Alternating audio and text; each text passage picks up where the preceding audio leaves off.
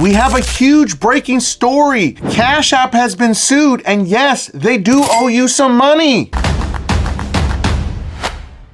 Yeah, you heard it again. We have another massive lawsuit against another financial institution, but Cash App isn't a bank, so it's a kind of weird situation. Now, even though Cash App is not an actual bank, it still has over 56 million users. And listen, let's keep it 100 with each other here, okay? Nobody, and I mean nobody, should be banking with Cash App. And before everybody runs to the comments and says, oh my God, I'm gonna get my massive 20 cents check. In case you did not know and you've been living under a rock, a lot of Cash App users from the last settlement got $2,500 checks. And I'm like, yo, are you serious? Because a lot of people didn't file for it or didn't even know it existed. So we're gonna cover everything about this lawsuit and what it means for any of you Cash App users out there. And of course, I'm gonna cover how to get your money. But before we jump into this video, make sure that you smash that like and subscribe button so this video gets out to more people so everyone can stay informed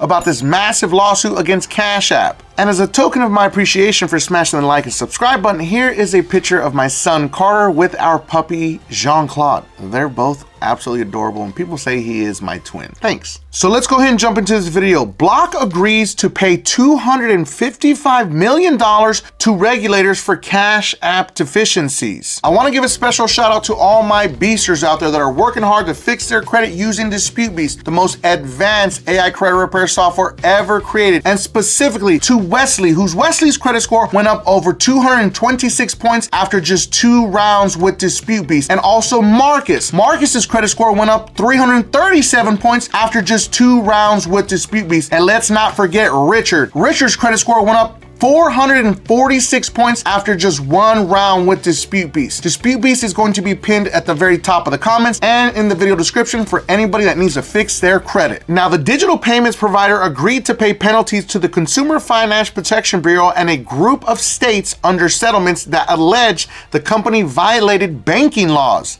I mean, what would you imagine? Because they call themselves a bank, but they're not a bank. They're not a financial institution. There's a lot of gray area with Cash App. A lot of people on social media are saying, why is Cash App closing everybody's account? I just woke up one day and my money was gone, my account was closed, and I have nobody to talk to. This is exactly why, because regulators are clamping down on Cash App, and if you're not paying attention to your Cash App account, it actually sent you a notification to update your information and verify who you are. They make you take a picture of your driver's license front and back and verify your address, and verify also that you're not a business, that you're just a personal account holder. So all those people that didn't go through the process, that's exactly why your account got shut down, because you did not pay attention and you did not verify your information.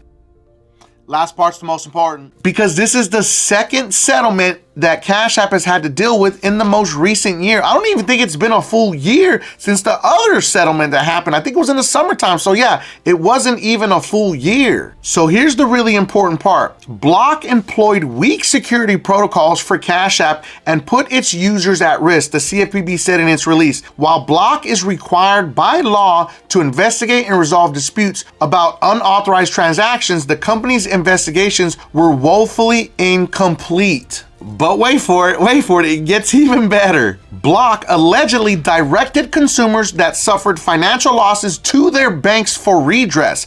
But when the banks went back to the company for compensation, it would deny the request. But pay attention to this next piece of this article. Financial services firms are required to perform due diligence on customers, including verifying customers' identities, reporting suspicious activity, and applying appropriate controls for high-risk accounts. Now let's scroll down to this bottom section that says other federal regulators had also been contemplating action against the company.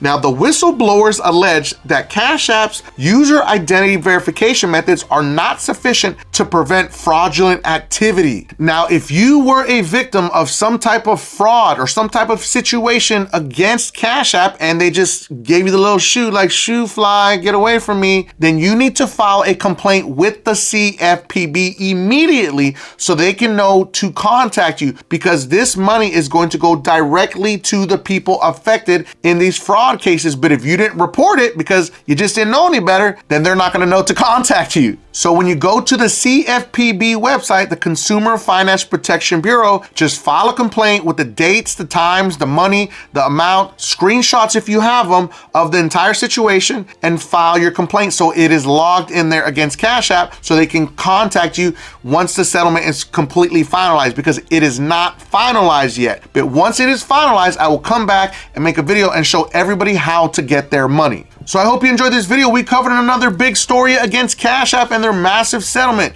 Now make sure that you watch this next video because it is about a $2 billion settlement against Capital One. And if you felt that I brought you some value in this video, make sure that you don't forget and subscribe to increase your credit score.